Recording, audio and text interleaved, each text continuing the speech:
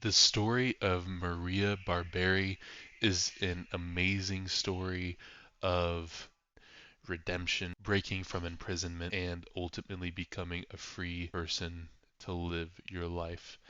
That's what this story achieved and was to me. So these images are what depicts my feelings and my emotions of the story via lighting, via symbolism through the images, and the overall feeling and tone of the entire story. And to kick it off, I have this first image of a woman surrounded by these men, imprisoning her in an agenda of working a dull life when she is a bright person.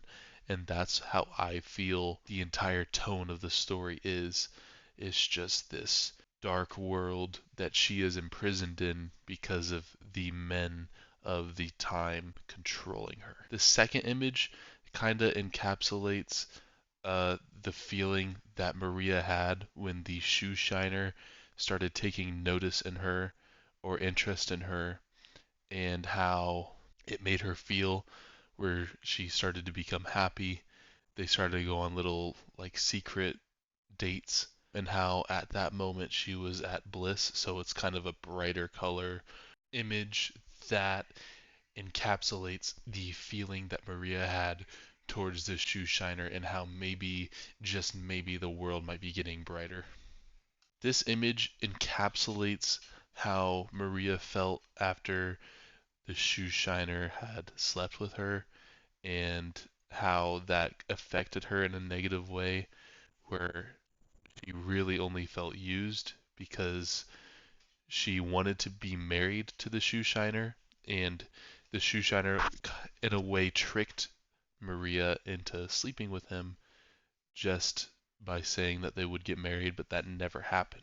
So these dark colors that contrast with the bleak outsideness of the world that has already been established within the first image really play a big role in showing Maria's emotions at this part of the story.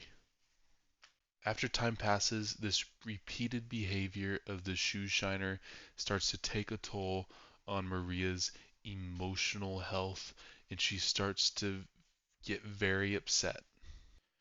So, because of this repeated behavior, she said it is enough.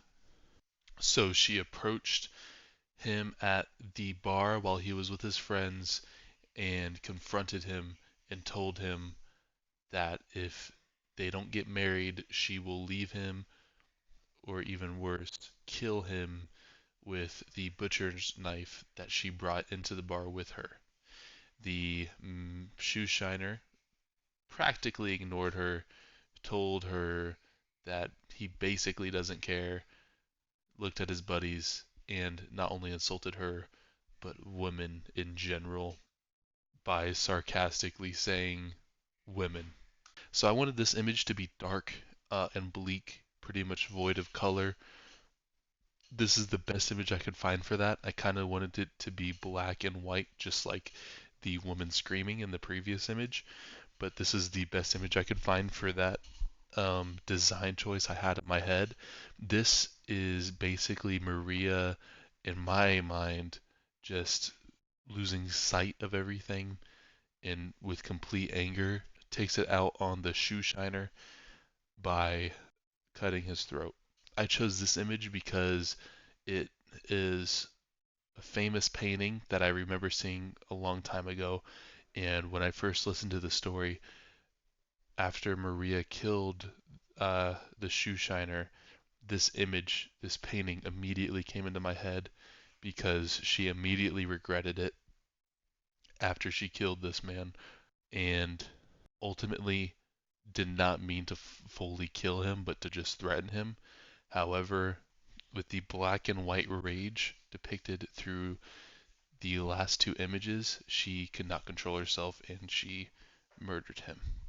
This next image shows how Maria is back to where she started in the beginning, again with the black and white color palette, with very hard lighting, with a lot of contrast between the light and the dark, where she is all alone in the cell that she is imprisoned in because of the world actively working not only against her, but against all women at the time and keeping them confined in a space that they want to keep them in and keep them out of the public to live the life that they deserve.